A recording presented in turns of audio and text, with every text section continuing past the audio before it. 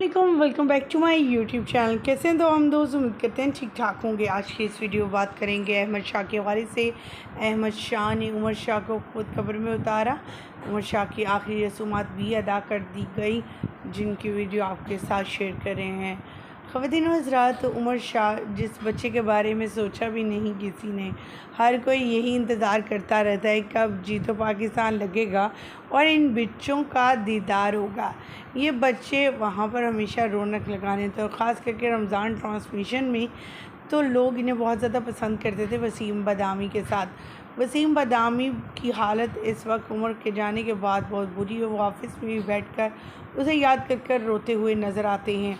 उनकी video clip social media पर वो कई ज़्यादा शेयर कर रहे हैं और यही कहते हुए बार बार कैप्शन में लिखते हैं कि मुझे अभी तक यकीन नहीं कि उमर चला गया है और इस रमज़ान वो हमारे साथ ना होगा।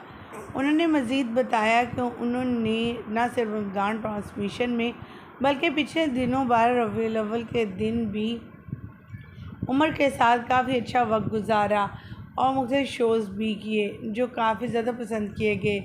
जहाँ वह वसीम बदामी और दूसरे अदाकारों का इज़हार इतना तकलीफ़ दे से गुज़र रही हैं, तो सोचिए उस माँ पर क्या बीती होगी जो माँ जो है जो 2 बच्चों को खो चुकी है। पहले उमर शाह की बहन चल बसी और अब उमर शाह खुद चल बसे। और एक ऐसा इनके साथ नागानी वाक़या हुआ कि वालिद कहते हैं कि आधा घंटे के अंदर बच्चा एक्सपायर हो गया।